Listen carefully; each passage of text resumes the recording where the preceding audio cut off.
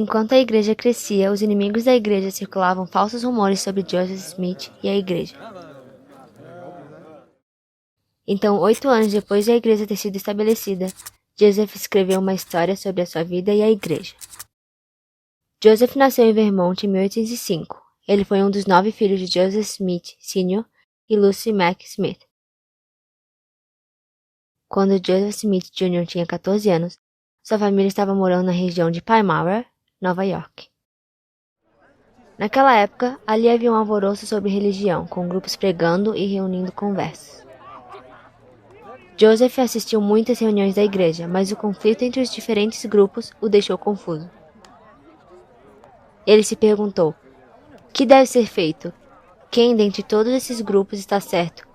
Ou estão todos igualmente errados? Se algum deles é correto, qual é e como poderei sabê-lo? Enquanto ponderava sobre essas perguntas, Joseph leu Tiago capítulo 1, versículo 5.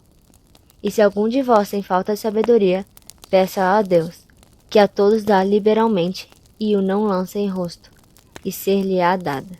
Essa promessa comoveu Joseph profundamente. Joseph decidiu que, para obter o conhecimento que desejava, pediria a Deus. Num belo e claro dia de primavera, Joseph foi para a floresta para orar em voz alta pela primeira vez. Enquanto ele orava, se apoderou dele uma força sombria do inimigo, que o dominou, e travou sua língua de modo que não podia falar. Com aquela escuridão, Joseph sentiu desespero e pensou que estava condenado. Usando todas as suas forças, ele pediu a Deus por libertação. Naquele momento, um grande pilar de luz apareceu e ele foi liberto.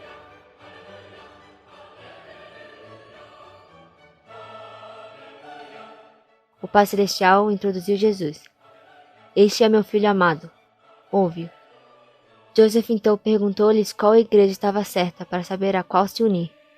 Foi-lhe respondido que não se unisse a qualquer delas, e lhe foi ensinado muitas outras coisas. Alguns dias depois, quando Joseph falou sobre a sua visão, ele foi desprezado e perseguido. Apesar da oposição, Joseph sabia que tivera uma visão e sabia que Deus o sabia. Ele permaneceu fiel à sua visão e esperou por mais orientações de Deus.